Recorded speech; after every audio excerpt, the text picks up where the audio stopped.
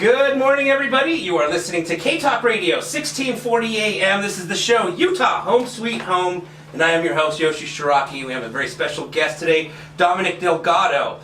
Today, we've got some fun things that we're going to be talking about. If you've ever heard about people talking about seller financing, creative financing, doing deals with such little money in the game, or not having to go to the bank to borrow a loan, you're definitely going to want to stay tuned for this show. We're going to be talking about how to do creative financing, whether it's a lease option, whether it's a seller finance transaction. We're also going to be going through our typical nightmare story and the lesson that can be learned through that, and so much more. So let me tell you a little bit about Dominic. Dominic attended his first real estate training back in July of 2003, so 17 years ago. He's got 17 years of experience in real estate investing. 8 months later, after using what's called a lease option strategy, he purchased his first single family residence with $10 down. Do you realize how cool that is? If you go to the bank and they give you a loan, they ask you to put 20% down, right? 20%. So let's just use basic math. If you had a $100,000 house, they're going to ask you to bring $20,000 down. Dominic was able to tie this up for $10 down. He later sold the property, and this same property using a lease option, and over the last 16 years has continued to buy and sell properties with creative financing strategies. He has performed short sales subject to seller financing, hard money financing, and utilized a variety of other strategies to acquire and control property, which is so cool.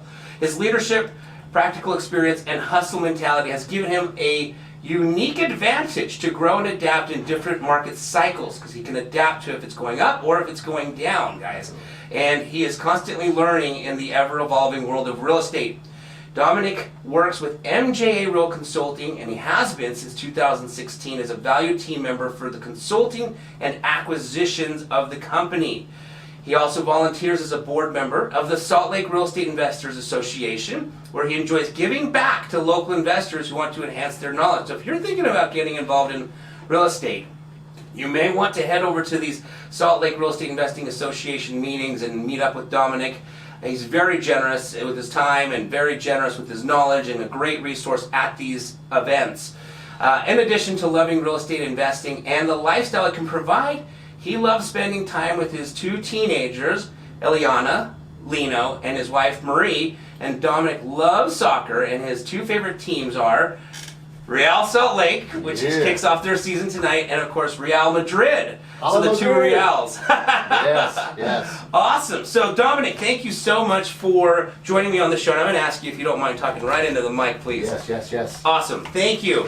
So Dominic, thank you for coming and sharing your knowledge on creative financing, because it's kind of not talked about a lot in retail, more in the investors. Correct. First of all, thanks Yoshi for having me out here today for this morning show. I appreciate the opportunity. Oh, thank you for joining me. Yes, definitely, of course. Go Dream Team! Dream Team!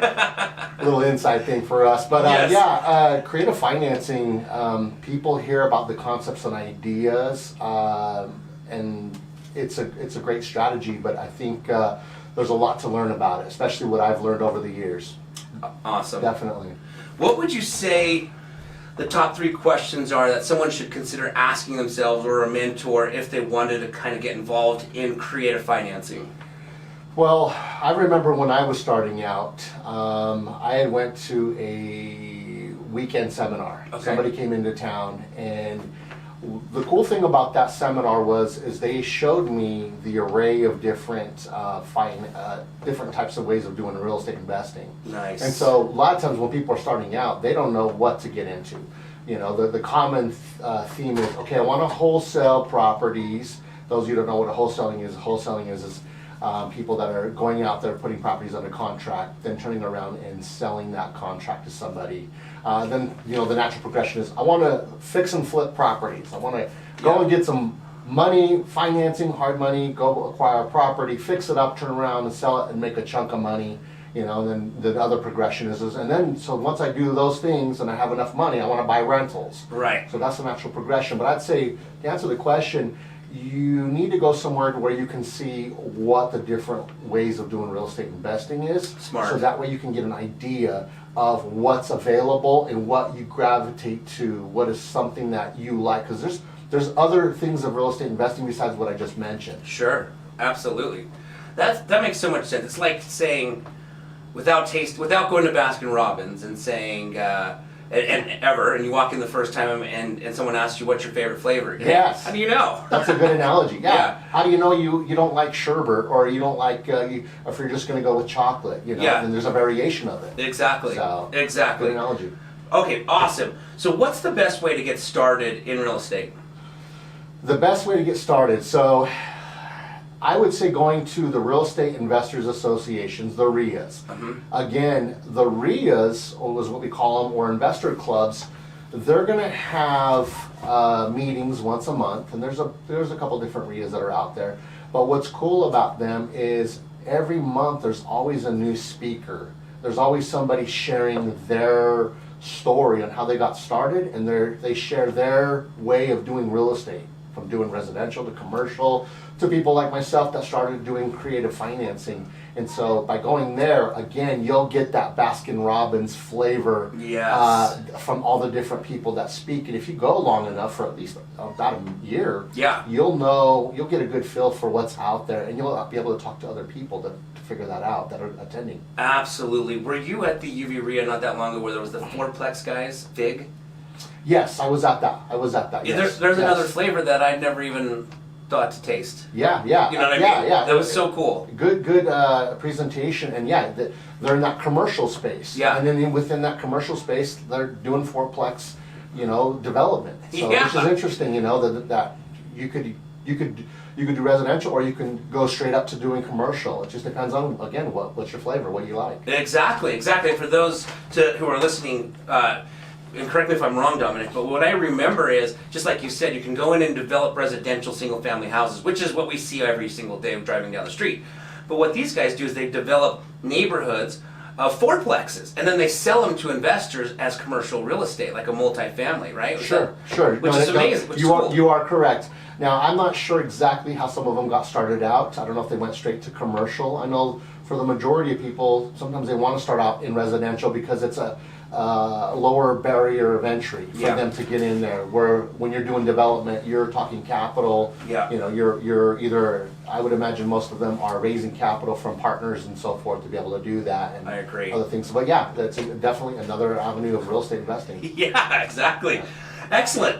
Well, if you could go back in time, what would you do differently today to shortcut your progression? If I could go back in time, that is a great question. One of the things that I think about is being able to buy more properties, or being able to hold on to the properties that I needed to sell. And thinking about it, when I first started out, I learned about creative financing. That was my way of getting into real estate. And I say that because, let me back up just a little bit. When I first started, so I've been actually in real estate for 22 years, technically, because I was doing lending or loans in '97. Nice. And so I started doing loans, and then eventually got my broker's license as well, to do my own loans through my own, license Yeah, and so forth. yeah. And then it wasn't until 2003 is when I stumbled across real estate investing. Got it. But when I learned about creative financing, I did it here and there. Going back in time now, I wish I would have done more of those transactions, and I wish I would have been able to bring in partners, people that maybe didn't know as much as I did about it, Yeah. but had the capital. I did it a few times here and there, and realizing now, I'm like, I probably could have had multiple properties with other people. We could have joined forces, my knowledge, my ability to find deals, and them bringing in, let's say, capital or other things like that. So could have possibly done something like that with family and other people. Right. To be able to, I might be in a different spot instead other people might have been, had I done that. Very smart, very smart. Especially back during the recession. Don't you wish you would have bought every single house? Well, yeah, I mean, Yes. that was another thing too, is these properties were dirt cheap. There was Yeah. a lot of them out there. I mean, Yeah. gosh, you look at a house, let's say, well, just for example, Kearns, I remember when they were like $90,000 homes. Yeah. And now, I mean, most retail properties in Kearns are like anywhere from 250 to 300. It's insane. Isn't that crazy? Insane. I remember seeing a few times the $60,000 and $50,000 home in Kearns and going, oh, that's really expensive. I know. It's interesting. Like, I don't know. I won't even look at that. And it happens even today. You see something that's like 200 and something. You're like, oh, I want to get it below 250. I need to get it in the 200 or 180 if it's out there. Yeah. But what's interesting is we're going to fast forward to 5 years from now. Yeah. And you're going to see prices in the 400s, and you're like, gosh, I wish we would have bought those when we had them for 250. Yeah, You know what I mean? exactly. Yep. Somewhere in Salt Lake, it's going to be like, I remember when this was under $1 million. Yeah, that's right. That's right. Our kids are gonna, it's gonna be like Los Angeles today. Like the homes are gonna be like $800,000, $900,000, $1 million, $1 million for a home. And so those of you that got kids right now, are going to be putting kids through college.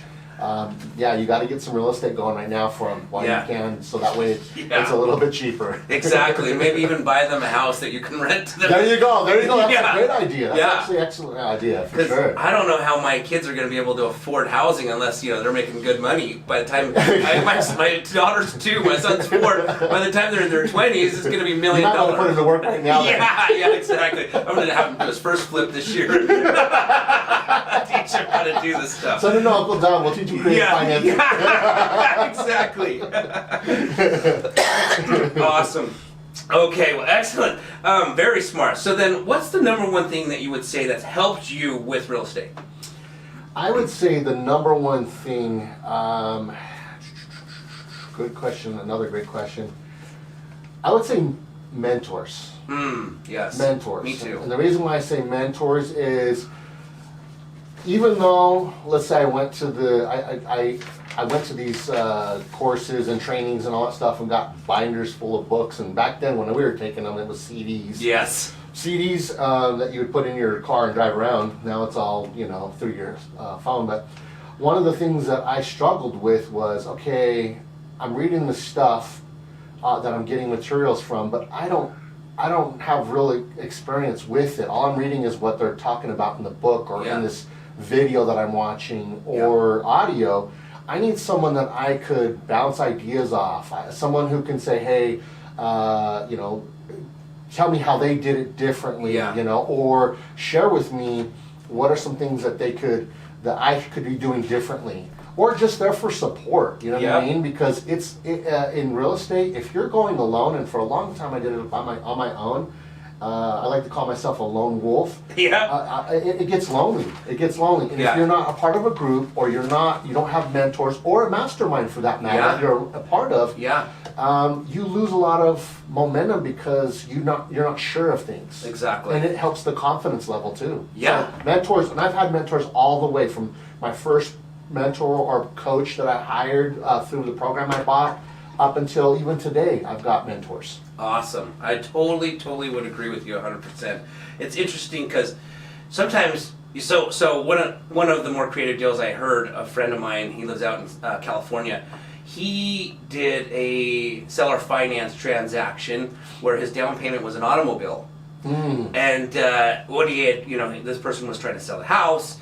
He approached them and said, what's the reason you're selling the house? And they said, we need the money. Of course, that's never the reason. Yeah. What's the money going to do, right? Because you don't just play with the money when you get it. And the gentleman said, well, I'm looking to buy a 4-wheel drive automobile because my daughter is moving to college in a place where there's snow. I don't even know if it was Utah. I wonder if it was Utah. And so he says, well, then hypothetically what you're telling me is you need a car, not money. He's like, yeah, I guess I need a car. He's like, well, what if I got you an SUV 4-wheel drive car? Would you be willing to leave the loan in place on this house, and I'll continue to make the payments? And that's how he structured this creative financing. And the reason I'm sharing that is going back to the mentor thing is, when you don't have a mentor to bounce ideas off, you start to wonder if the creativity you're thinking of is even legal, right? Because you're like, can I even legally give someone a car as a down payment? Like when you don't know what you don't know. Sure. Well, and to answer that, to jump in on that, when you, first of all, any type of transaction, as long as there's consideration involved, and I learned this too, it doesn't necessarily have to be cash. It doesn't have to be money. It doesn't have to be wire transfer of financing. It could be goods. It could be automobile. It could be trading property for property. It could be multiple things that people agree upon, as long as it's a certain amount of consideration. Like for instance, though, back to my one deal, I put $10 down as consideration to buy that first rental. I also did indicate in my agreement, which that's kind of the backstory of that deal, is the property needed money. And one of my mentors, again, not knowing what you don't know, my mind was like, okay, I've got to put a down payment down and I got to do this. And going through the course and talking to my mentor, they're like, no double down payments. I'm like, what is a double down payment? He's like, well, if you buy the house down the street, all fixed up, and you go and give them a down payment, you're only putting your down payment down once, and the house is fixed up, ready to move into, and you can rent it. The person that you're considering buying their property, you're doing a double down payment, meaning you're giving them a down payment and you're having to go fix up the property. And what I would tell them is you know, you want a double down payment with your property, and I'm not real comfortable doing that. Rather than giving you a down payment, or rather than going down the street and buying the one person's house, I only have to put one down payment. What if we do this? What if instead I use the money to go fix the property up in the the deal, fix it up myself? And that's what I did. So I put $10 down just to put the contract together. And they signed off on it, or she signed off on it. And then I put a value of about $5,000 into the property. Carpet, paint, redid some kitchen stuff and all that stuff. And on top of that, and we can get more into creative financing deals itself. But her deal, she needed money because she was doing 2 payments. She had co-signed for a cousin on the deal, and she was like, "Hey, I don't have another $1,000." It was like $949 or something like that. I don't have that money to make that payment. And if you imagine about it, I mean, even nowadays, like you got a nice, beautiful car, brand new, the payment's like $400 a month. Imagine in 2003, $1,000 coming out of your pocket just to hold the property. So she was motivated. It was what we call an alligator. It was eating away at her. So, absolutely. So back to what I was saying, that he said, hey, mentor came in and said, don't give a double down payment. Love it. Position it this way. Love it. So. Yeah, so cool. A question I get asked a lot, Dominic, and I'd love to hear your thoughts on this. I'll help retail clients, as a real estate agent as well as an investor, but as a real estate agent, I'll help clients go out and buy houses, right?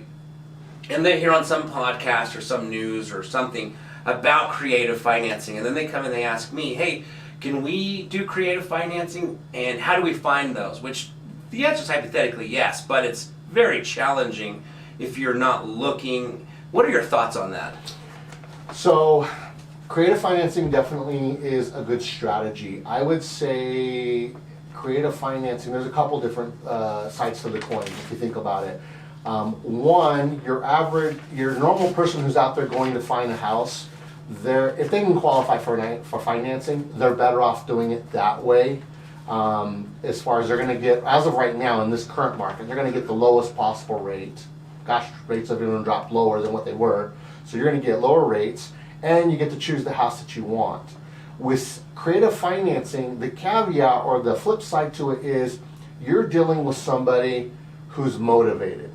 And when I say motivated, there's a bunch of different reasons why someone's motivated. It could be financing. They're going to lose their house. They're behind on payments. The house needs a lot of work. Maybe they're hoarders or they haven't kept up with it. Also, there's situations where like they're getting divorced. Like my last seller financing deal that I did, that's creative financing. The people were getting divorced and they're ready to walk away from it. And so, for a person who, number one, doesn't have the education, because it does take, there's several areas that you have to understand, from finding it to talking to the seller to negotiating it to putting it together, and then not to mention all the other structuring of agreements and so forth, and closing. So there's different things to learn about it.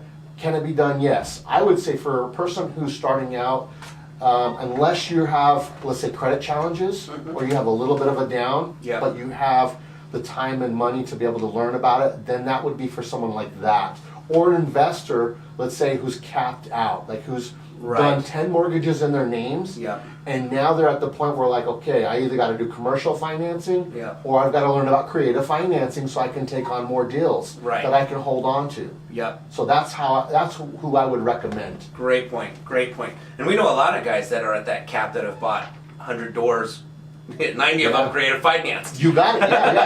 Yeah. One of my mentors is. Yes, and yeah. a good friend of yours. So, Yeah, me too. Awesome. Okay, great. Excellent. So we're going to cut to commercial break, guys. But when we come back, you're not going to step away because it's the Nightmare Story segment. And I love the Nightmare Story segment. I always say this because I've had my fair share of nightmares. I've shared them on the show. I'd rather learn from somebody else's You can open up a nightmare. wound. Thank you. So when we come back, we're going to hear from Dominic and his nightmare story. So don't go anywhere. How we doing? Things looking good. Yeah. With smartphones and technology making life a little easier, the Snap Leash has also been designed to make life a little easier for you and your pup. Whether you're out on a stroll in the park, or possibly a walk through the city, or maybe even a hike up in the mountains, the Snap Leash is the perfect leash for you. The Snap Leash can easily and conveniently convert into 7 types of leashes, making the Snap Leash the most convenient leash in the world. What other leash do you know that is 7 leashes in one? With the Snap Leash having appearances on Dallas, Texas TV show TV 47, The Today Show in New York City, and Midday Utah right here in Salt Lake City, you're definitely going to want to take a peek at what the Snap Leash can do for you and your best friend. Make life a little easier for you and your pup, and visit www.snapleash.com today. All right, guys, we are back. This is K-Talk Radio, 1640 AM. This is the show Utah Home Sweet Home. I am your host, Yoshi Shiraki. Our special guest today is Dominic Delgado. Dominic, it's the Nightmare Story segment. Yes. Oh goodness. Oh goodness. You know, it's funny. They say the reason why news does so well on, on television is because they only show the negative, right? Coronaviruses or whatever is going to kill it in the world is what gets the most traction. And I think that it's no different here. I've had a lot of people comment, I love the Nightmare Story. You know, they tell me they love the Nightmare Story. They love hearing about other people's nightmares.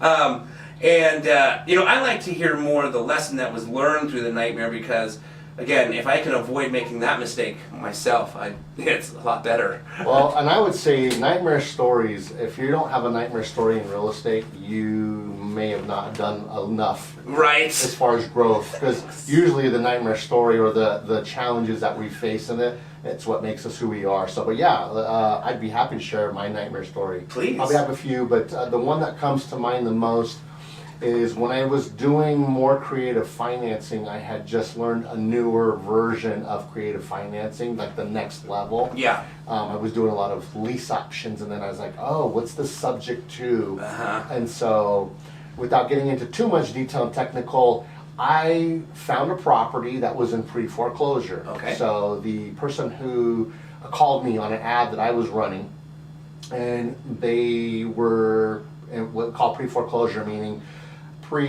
they were behind on payments, but not enough to where it got sent out there to everybody. The notice of defaults is what we call it. Yeah. And so they contacted me, found out that they were about, I'd say probably close to $10,000 in the rears and payments, and they needed money to move out, and the spouse lost their job, the property had some deferred maintenance, so it had layers upon layers of things that needed to, again, back to the creative financing, there's going to be some challenges. Yeah. And the more challenges that they are, the more motivated they are. If you think about it, the more problems that person has, or put yourself in their position, they're stressed every freaking day. It's hanging over them. So anyways, I get over there, meet with them, look at the numbers and say, okay, I think we can make this work. And this is in that 2008, 2009 time when things were dropping dramatically. Yeah. 2000 had hit, and so things were going down. So I'm buying properties as the market's going down, assuming that it's going to go back up. Right. Well, I needed it to go back up around the time I was buying these, but it took a while still. The down cycle and trickle kept going. Yes. So I bought the property, gave them the money, they moved out. A couple of different couple different things with this deal was, number one, I didn't have the funds myself. Sure. So this is where I started getting more into partnerships. Yeah. And hard money. Yeah. Hard money. So I learned a few different lessons. You guys are going to get these lessons here shortly. I brought in a partner to help fund, or we call it second mortgage. So, Yep. so first of all, I bought the property, had the seller leave their current first mortgage in place. Nice. I had already talked with somebody about the deal, said, hey, look, I need about, $20,000, $40,000, whatever it is, to help bring the payments current on this. I need some money to be able to fix the property up and enough to have like a little escrow account of some sort, Yeah. just in case, a maintenance account. Right. Things break down in it. Yeah. Number one, I brought in a partner and I gave them a really killer deal. And one of the things I learned, my first lesson is the person that loaned me the money, they were a lender, a professional lender. And a professional lender, a smart lender, which I've learned since, they do compound interest. If they compound on you versus simple interest, they're going to make a ton of money the longer that they loan you the money. Right. So those of you that are looking to do lending, that have capital, that's a good way of maximizing your returns. And the reason why I say that is, I think they loaned me $20,000, and I think I had I think it was like 12% at the time. And anyways, so they gave me like a 3-year loan at 12%. Oh wow. But every year, the 12% that they earned for the year Yeah. went on top of the $20K. Oh. Wow. And so Yeah. the next year it was 20,000 plus whatever the 12% was. Yes. Right? Yeah. 2,400, whatever. Yeah. But over time, it started accumulating. Well, that was number one. Number two was, I thought I'd be in and out in 3 years. Yeah. Yeah. Well, guess what? I held on that property for 6 years. Oh wow. Double. So I had to re-up or renew my loan with them. Well, guess what? By then there was a lot of equity coming out, going to my lender. So Yes. that was number one. Number two, I was dealing with, let's say, 1,500 square feet to 2,000 square feet homes. Yeah. This home was almost 4,000 square feet. Oh wow.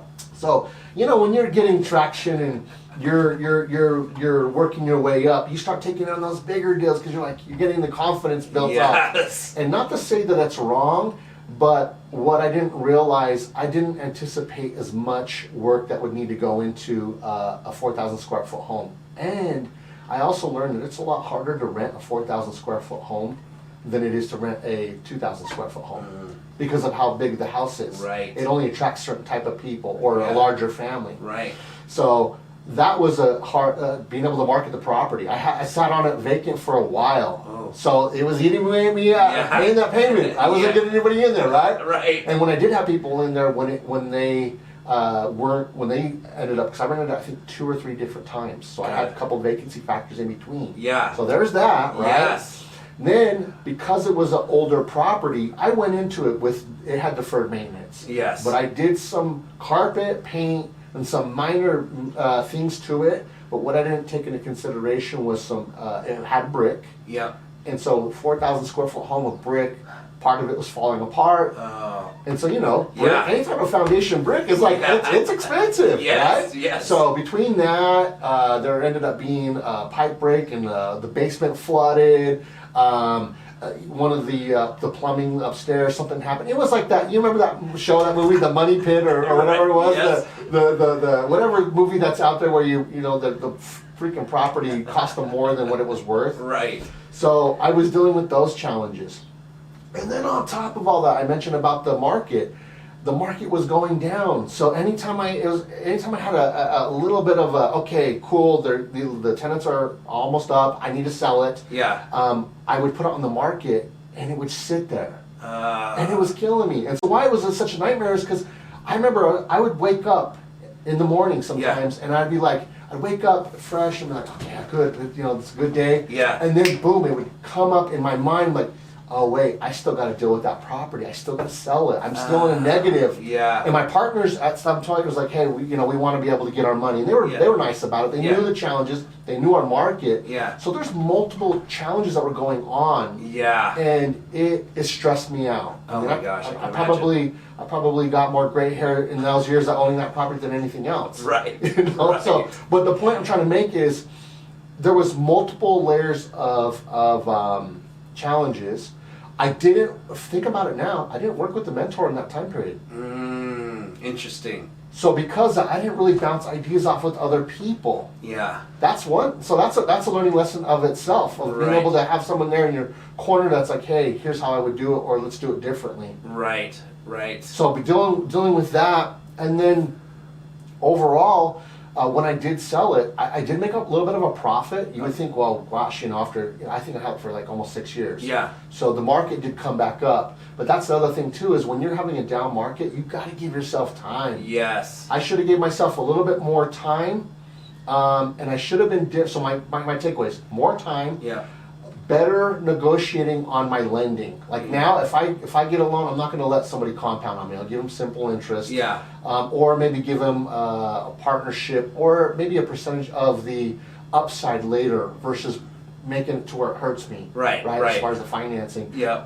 And then also take into consideration, I'm a lot better with my numbers now. Yeah. With looking at properties. Yeah. And it comes with time. Yeah. But my numbers are different now than they were back then. That property would have costed me easily 25 to 30 just to get in there to get it tightened up as a rental. I maybe put 5,000 at the beginning. Got it. So I had like 15 to 20,000 in deferred maintenance just hanging there waiting for me to take care of. Oh, Right? yeah. Yes. Yes. So anyways, I sold that property to a flipper who came in, renovated it. Oh, It was all- nice. It got it off my hands, but it was my alligator, and Yeah. it was terrible. It was tough. That, yes. Thank you for sharing that. And I love the takeaways. I was going to actually ask you what would you do different, but your takeaways kind of answered that question. Better negotiate the lending, and be better with the numbers, and then Yes. give yourself more time on the holding of the creative financing deal. Yes, a little bit better time frame on that too. Yeah, yeah. Very cool. Dominic, thank you for sharing that. It's interesting, speaking of Real, we mentioned earlier, today's their kickoff. As you were telling that Yes. story, I think I've told you this story the first time I heard of you. It wasn't the first time I met you, but the first time I heard Was it of all you. good or was it all bad? No, it was all good. It was all good. So the reason I bring that up is, for those of you who follow Real Salt Lake and have followed them for quite some time, you may remember a player by the name of Nat Borchers. And Nat Borchers was traded from Real Salt Lake to the Portland Timbers maybe 4 years ago, right? About 4 or 5 years ago. It's been a while. Yeah. And when he got traded, he had asked my wife and I to help him sell his primary residence here in Salt Lake because he was now moving to Portland, Oregon. So my wife and I had gone to Nat's house to get it ready to list, and we actually were putting the for sale sign up and doing all those things to get it all listing prepped. agent on it? Yep. And there was a door hanger on Nat Borchers' house. And I was like, oh, someone's marketing to Nat Borchers. And I go and I pull it, and I was like, Dominic Delgado. Huh.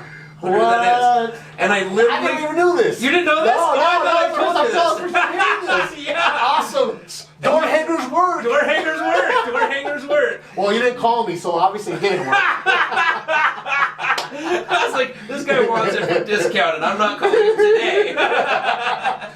So I took a picture of it, and then I saved your number in my phone, because I like to save We Buy Houses guys' phone numbers, right?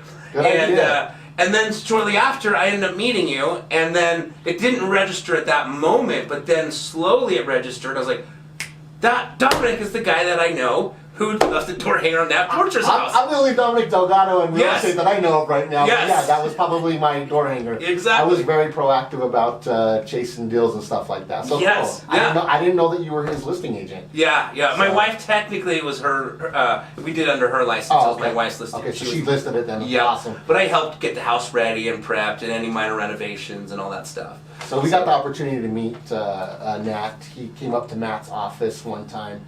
And everyone, if you know who he is, he's got this big Yeah. red beard, really cool guy. And he was there at the office, and I shared with him that my son loves soccer, my son Lino.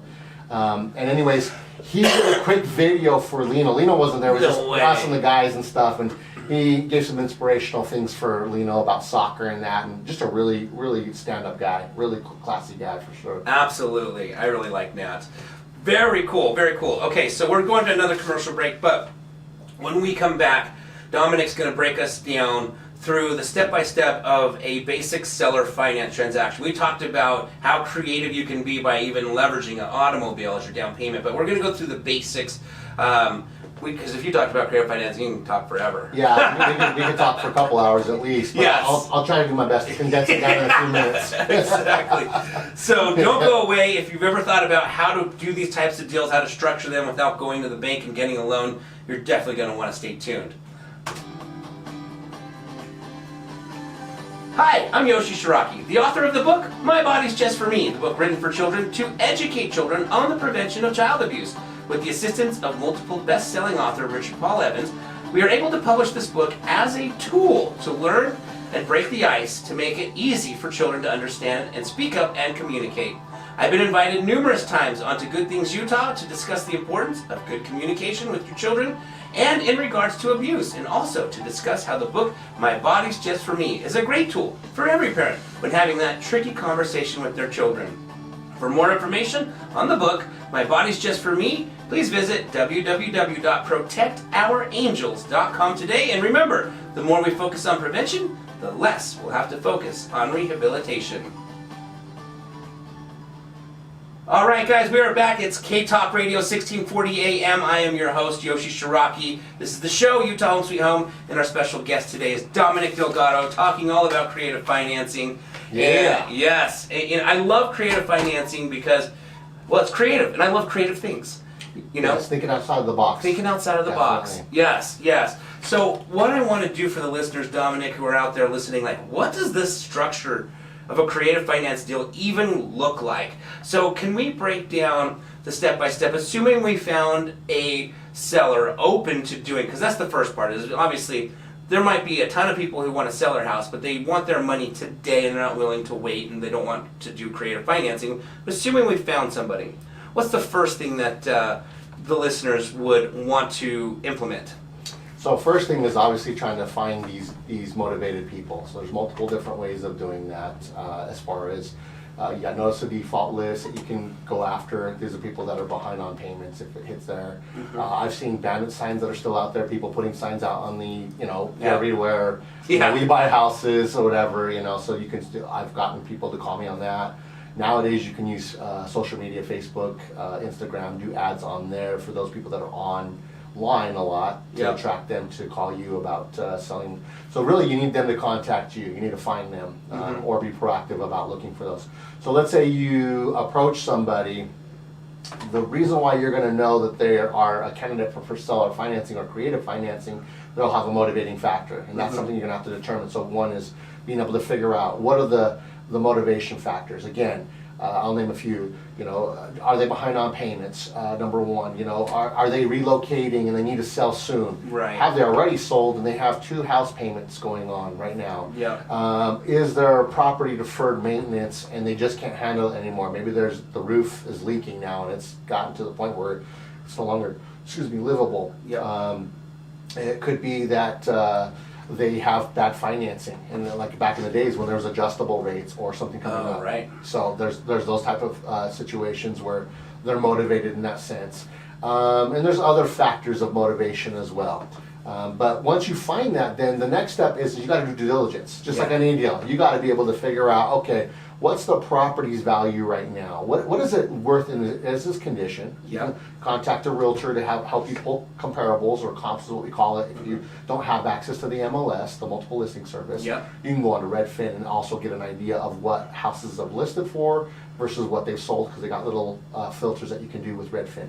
Either way, you need to establish what is it worth right now in the as-is condition versus what could it be worth if you were to go in there and possibly fix it up. Now, once you establish, okay, what it is, the part of the other due diligence is, okay, what's the motivating factor for these people? If they're behind on payments, you need to find out what that is. So, again, you're having a conversation with them. You're going out to the property. You're meeting them. One of the things that I like to do, and I've learned the hard way, is you have to build rapport with people. Time and time again, a lot of people go out there and they just go straight to the numbers. Okay, I'm going to buy your property, seller financing, I'm going to take over your financing, and then when I do that, anything I make, it's going to come to me. I'll give you a little bit now, and then you're done, and then I'll sell it later on. And you get too technical and you give them terms and stuff, they freeze up because you're the professional in their eyes. And so with me, I like to go out there and I want to build rapport. Yeah. So when I go out to the property, and this is a tip for anybody listening, when you go out there, you're kind of wearing a couple hats. One, you're observing what the condition looks like. But mainly you're there to establish rapport. Yeah. Like I went to go look at a house in Sandy. It's a family member who passed away, and dad moved in with them. It didn't go through probate. Probate's another way of someone being motivated. They inherited a house, now they've gone through probate process, they want to sell it. Yeah. But these ladies, they're selling their parents' house. So I had to connect with them on a level of understanding, empathy. I did have a parent who passed away, so I could empathize with them. What the process is like, moving mom's stuff out of the house, going through everything, everything from that they had to go through, I empathize with them. But building rapport is going to be that main step to connect. The better you are at building rapport, the likelier they're going to do the deal with you because they like and trust you, and therefore they may do business with you. One of my mentors used to say, you want to get them to the point where they're going to adopt you. You want to spend the time like it's your mom or dad, or your uncle or aunt or your best friend, that you're sitting there. And when I'm building rapport, I go into what's been going on with them. I want to find out, hey, what have you tried, Yoshi? Right. Have you thought about listing the property? I know it's for sale by owner. Have you thought about listing it? Right. Yeah, I don't know if I want to try to save some money on commissions right now. Yeah. Okay, cool. Have you thought about maybe keeping it as a rental? Yeah. We thought about it, but we don't want to deal with the headaches of management. What about paying a property manager? No, 10% is too much for me. We rather just sell it and be done. Okay, well, does anybody of the family want to buy the property themselves? Has anybody said, hey, I want a rental, and I'll buy you guys out? No, we all just want the money to be able to go. So I go down these avenues with them to make sure, to check it off, to make sure that they've gone through that. Right. And if it's an option for them, I'm going to provide it to them regardless. Because my idea is, if I have an opportunity to help you, I'm going to help you in either way. If there's a better option than me buying it or an investor, then you do that option. It's good karma. Now, if these other options are not viable for those reasons, then I'm going to provide my option. So I do that. Once I provide go through that process, I like to spend at least a couple hours there at the property. If I'm there long enough, there's a good possibility that they're going to say, yes, let's just go ahead and do this now. And so I'll come with an agreement. Usually, so when you're doing self-financing, what it really is you're initially putting it under contract, right? To say that you're going to buy the property. Here's my intent on buying it. I'm either going to give you money or a title company money or consideration, or a trade, like we talked about, a vehicle or whatever their need is. In my agreement, hey, I'm going to pay $20,000 up front for you to use for your kids' college. The rest of the $100,000 we'll pay it over time, or whatever that is. Whatever we negotiate. So once I put it under contract, then I'm out doing the rest of my due diligence. I try to hear the rest of their story and what other challenges there is. Now that I've been to the property, there might be some things that need to be fixed. I need to get contractors out there to find out what's underlying. I might want to get a home inspection based on what I've learned over these years. Get the sewer line scoped, so that way, different things. Maybe test for meth. So I'm still doing due diligence through this process to figure out, okay, is this a sound deal, number one? Number two, is there any hidden factors that I need to be aware of that I need to, one, I'm going to be taking on, because if you think about it, that's their challenge, their problem. Once I give them the green light and give them what they need, they're going to give me that challenge and that problem. And as an investor, I better know what I'm going to be doing with these other challenges. So I'll go through that process and do my due diligence. If I find major problems with it, guess what I'm doing? I'm going back to them. If I can't handle it myself, or it's going to hit into my budget of me being able to help them but still make a profit, if it's going to put me negative, then we need to come up with a different solution. And I'm going to put it back in their situation, in their spot, and say, hey, here's what the actual problem is right now. And what do you think? And I let them kind of come up with some ideas, and then I'll share some stuff as well.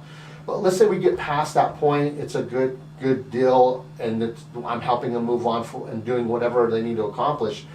Once I put that together, then I have to determine, and this is ahead of time, beforehand, am I going to lease the property? So creative financing, here's the range of it. Am I going to give them what we call just a straight option? Am I going to offer, hey, I'm going to give you some money, and I want an option to buy the property later on in the future. And I might not even come in and lease it. I might just keep them in there. So I could just say, hey, house is worth $300 right now. Give me an option of, let's say, $290 to buy it in 3 or 5 years from now, but I'm going to buy it at $290 in 3 or 5 years from now. We know Yeah. that the property values in most cases it's going to be going up. Yeah, yeah. Unless we're hitting a down market, it's a different story. Right. But enough time. So anyways, I might do a straight option. Right. The other option could be, okay, I want to do a lease with an option to buy, or a lease option, or Yeah. a lease purchase. Right. There's variations of that. What that means is I'm going to have an option to buy the property, but I'm also going to lease the property from them right now. Right. And what that, and then some people call it sandwich lease option. So I might go in there, kind of like my first deal. Yeah. I'm going to pay them every month a certain amount of money to cover their payment. I might even give them a little bit more so they get cash flow coming in. Yeah. Might even be 25, 50 bucks, but they're happy because their payment's covered. Right. But I'm leasing it from them, but in my agreement, I've got the right to be able to turn around and lease it to somebody else. Right. To make a profit. Yeah. And they understand that they're not going to get into the profit. Yeah. Once I take over and do this from them, I'm also going to be, I either, one, have the right to buy it outright when my term's up, or in between, or have the right to sell it to somebody else and allow them to buy it from me. Either way, they'll get whatever is promised in money. Yeah. They'll get their loan paid off in the future, and everything will be, checks and balances will be made at the end of that transaction. Right. So there's that, there's a lease option. Then you got subject to. A lot of people hear that term subject to. Subject to, it's similar to where you're still paying on the property itself. They're leaving their loan in place, but you're not leasing it from them. You're not leasing it from them. You're, in a sense, you're either deeding the property directly to them, or you're doing what some people use as which is a trust. So the property's put into a trust, and you're, in a sense, controlling the trust. So now, Right.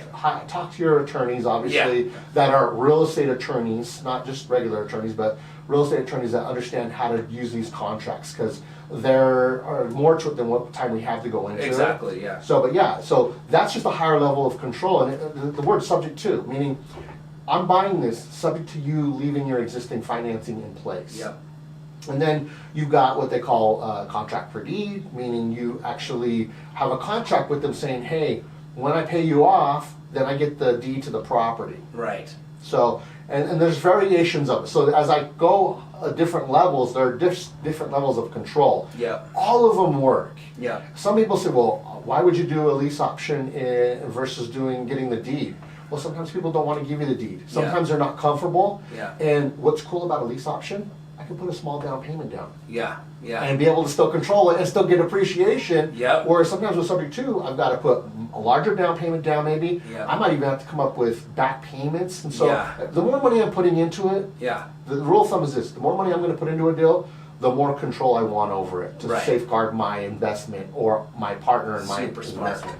You know, and you know what I love about the lease option too, like if we're going into if you're in a down market, or if you're potentially thinking a down market might be coming, the best thing about the lease option is you don't have to buy it. You have the option not to buy it. Yes. So if the value goes down, you walk that's away. one of the major powers and what major benefits of doing a lease option is you're right.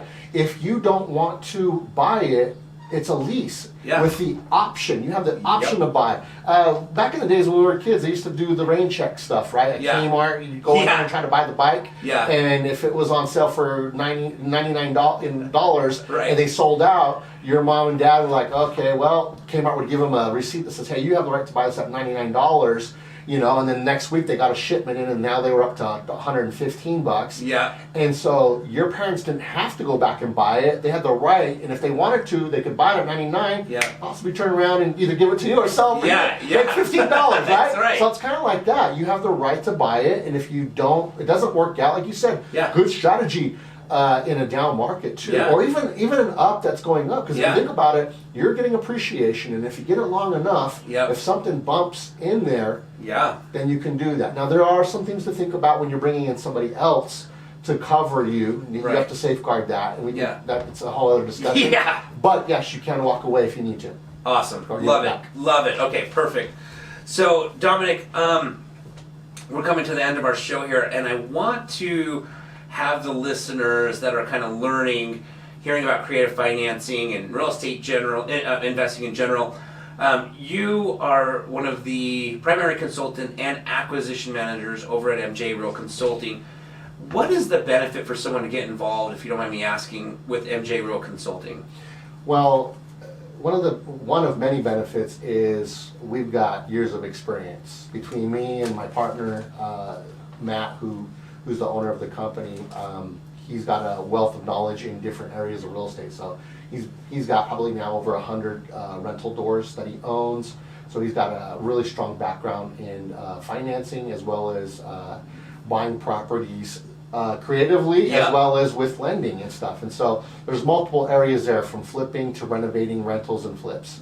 And so between all of us, we bring a collectiveness of knowledge and wealth. And so people that are working with us are people that are, one, wanting to understand how to do what we've done and sidestep a lot of the freaking challenges that And have a mentor. Yeah, and have a mentor, Yeah. accountability, but also too to be a part of something that's currently happening now in our market. Like, Right. we're out there making things happen. Yeah. We're doing stuff. We're learning as we go and using the body knowledge that we already have in Yeah. place. So, and it makes it so much easier when you've got a group of people that you're doing your investing with. It just makes it fun, makes Yeah. it interesting, and it's fun to be able to do it with people that you like. Yeah. and enjoy. And it's a lifestyle thing, is what it is. Absolutely. Love it. What if somebody's out there listening and wants to get some more information, what's the best way they can contact you? So you can call me at the office, 385-800-8578. Again, that's 385-800-8578. Or you're welcome to email me, dominic@mjare.com. And you can get a hold of me there. Or contact Yoshi, you can get a hold of me. Yeah. Like, just reach out to us. If you're just tuning in now and you want to get in touch with Dominic, you can also get in touch with me. You can visit so if you've missed any part of this show, we film, and K-Talk Radio also creates a podcast for this show. But you can also go to our social media, which is www.utahhomesweethome.com. That's the website. From there, you'll see social media buttons from YouTube to Facebook. You can click on those. You can see and watch previous shows, get the information, reach out to me. My contact information is 801-810-4475. I can put you in contact with any of the guests that we've had. Dominic, I want to thank you so much for being part of the show today. Thank you, Yoshi. Appreciate you inviting me up. Yes. Oh, Dream Team! Dream Team! And good luck to Real today for Yes, home opener. Yes, it'll be fun. Yes. Hope to see you there. Likewise. Awesome. Well, enjoy, everyone, the rest of your day, and thank you so much for listening.